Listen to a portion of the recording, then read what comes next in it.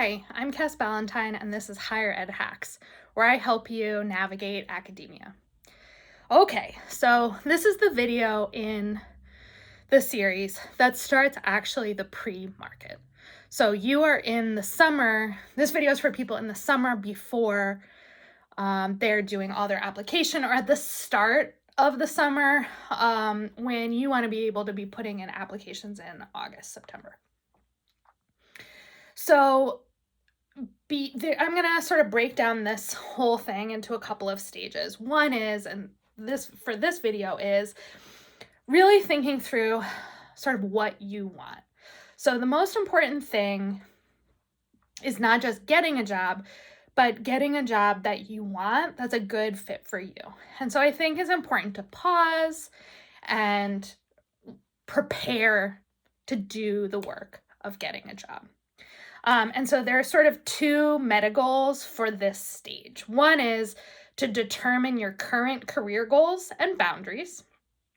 And two is to be able to express yourself and your goals verbally and in writing. And then the third, sort of separately, is to develop a self-care plan for managing the job market. So first, we're going to focus on, I just want to unpack determining your current career goals and boundaries. So this is something to do with yourself and also to do with the important people in your life. Maybe your partner, maybe your spouse, maybe your children, maybe your elders that you care for. Whoever is important in your life, as well as yourself, needs to think through what the implications of getting a job like this will be, particularly related to financial needs as well as needing to move. So what are your goals career-wise? What kinds of work do you want to do? What areas do you specialize in? What kind of resources will you need to do the work you want to do? Like, do you want to mostly teach?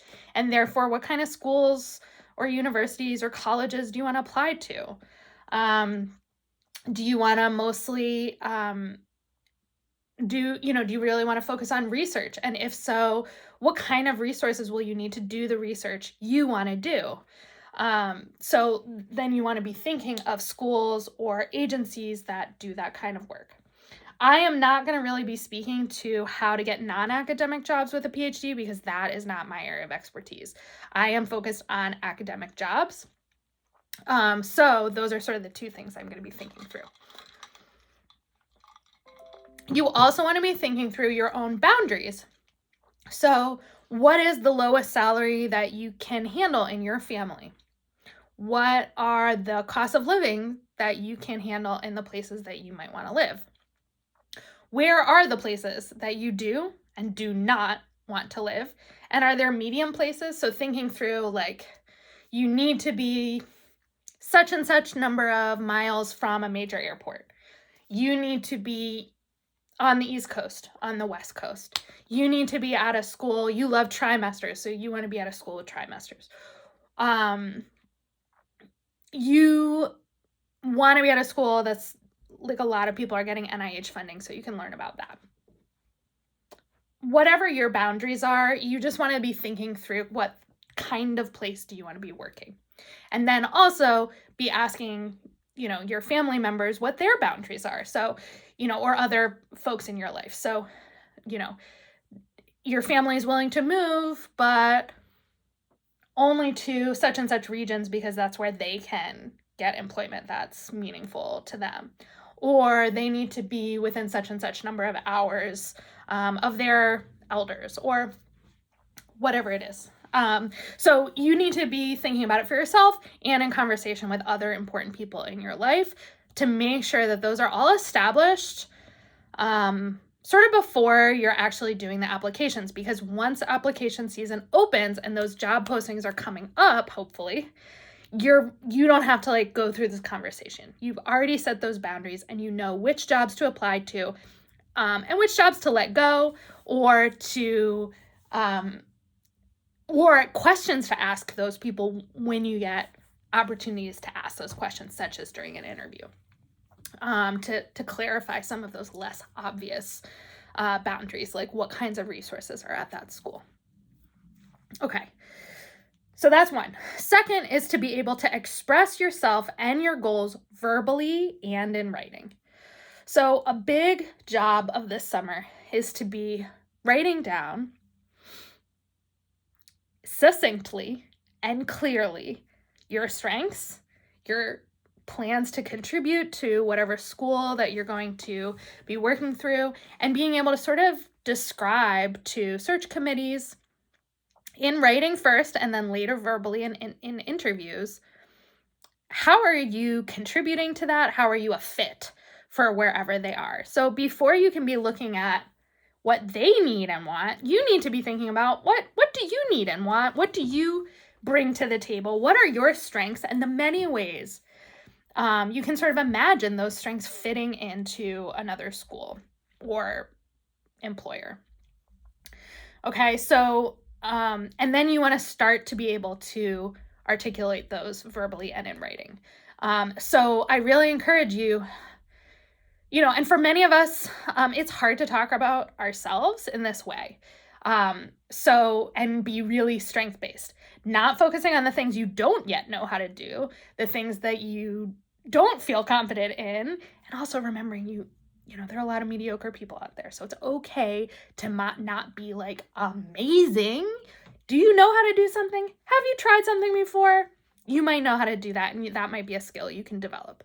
So think through all the work you've done, all the learning you've done, all the other things you individually bring to the table, all the experiences you've had, and sort of start to think through that strengths-based lens of what is my list of strengths, and acknowledge and be self-aware of the areas where you know you need to improve, which is also important to know and be honest about.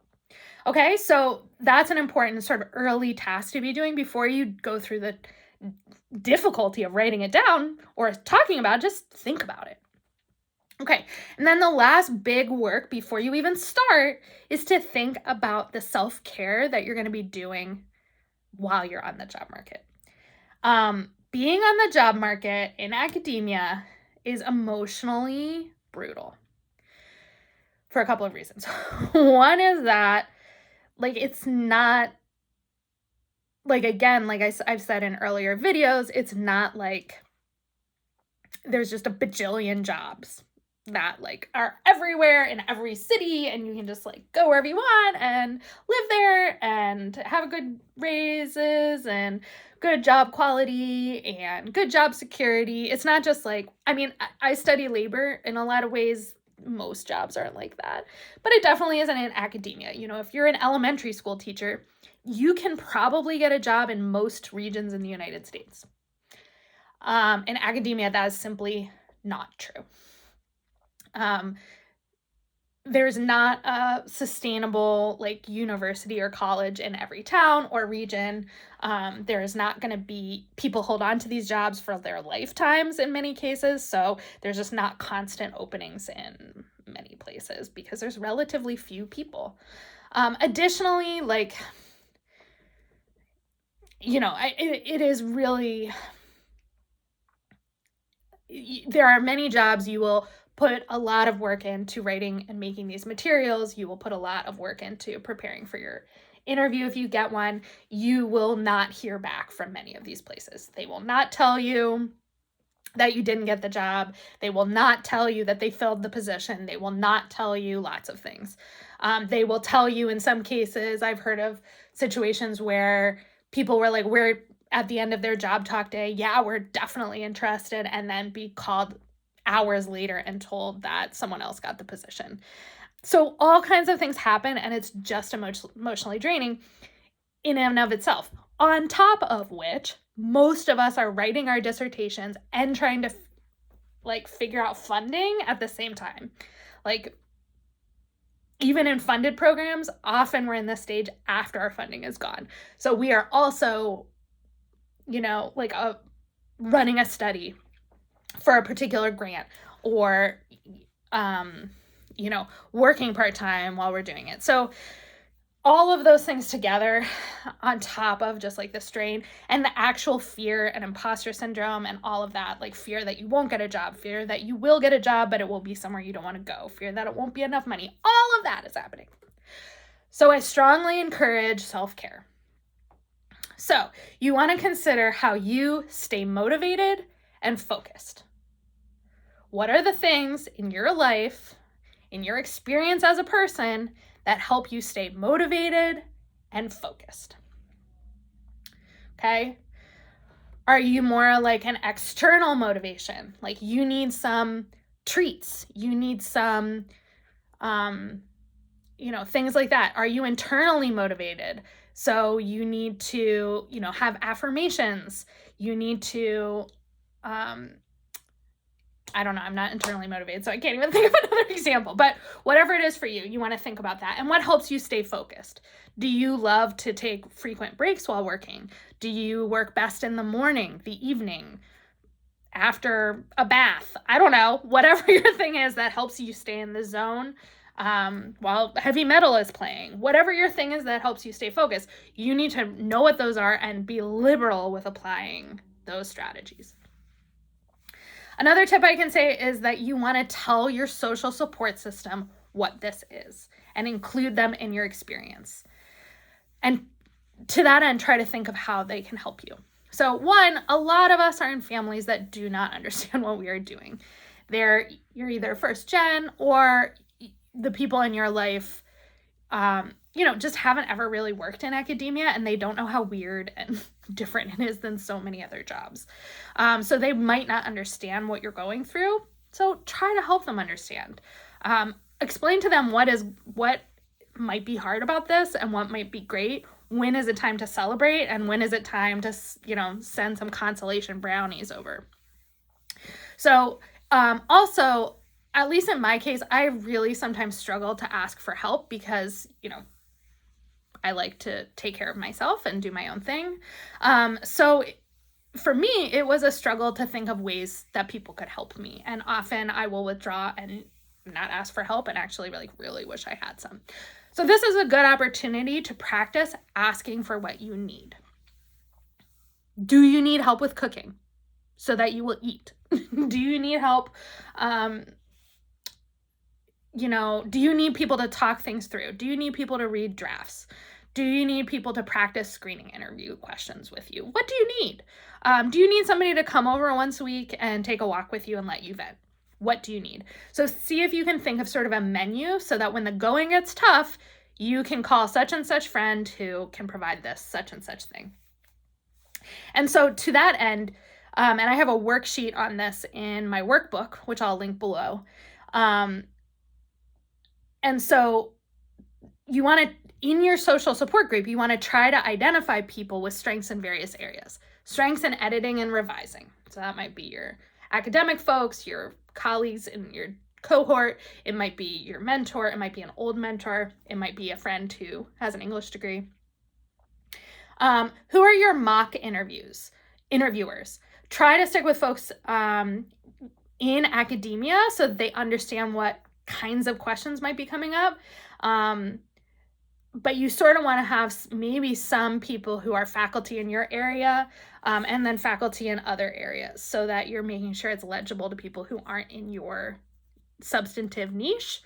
Because most likely the people who are interviewing you are not going to be, experts in your exact area. So you want to make sure that your articulation of your strengths, weaknesses, and potential contributions are legible to a lot of different listeners.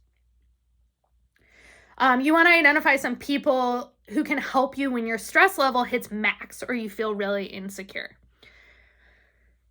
Maybe you need someone to come over and just let you veg and vent.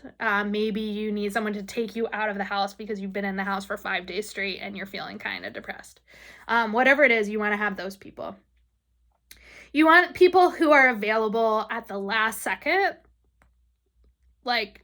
at any time. So find your friend who's a night owl so that you know that when you need something at 2 a.m. because you had way too much to do, that someone's available to answer your question.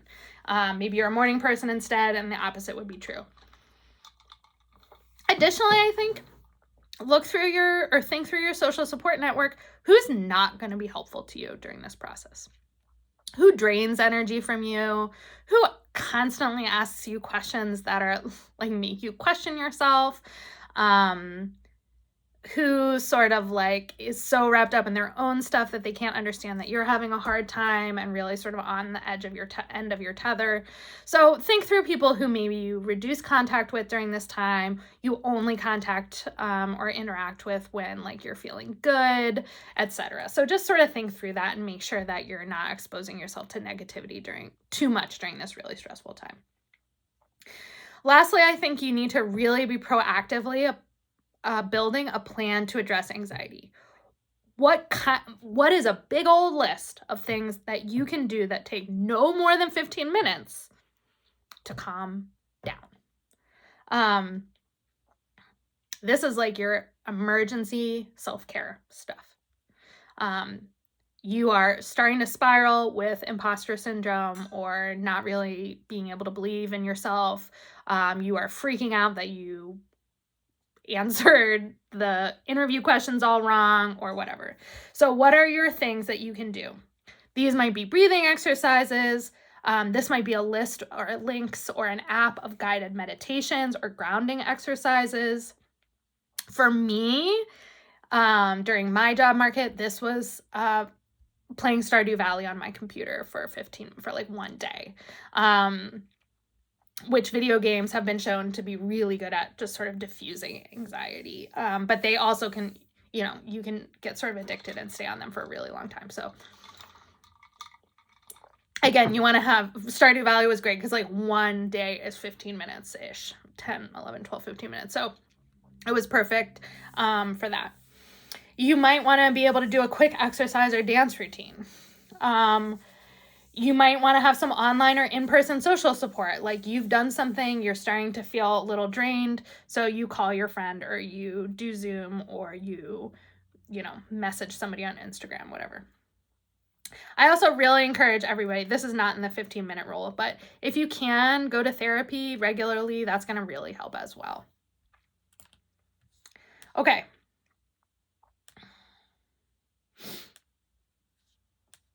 So the last thing is to also think through any barriers that you feel worried about.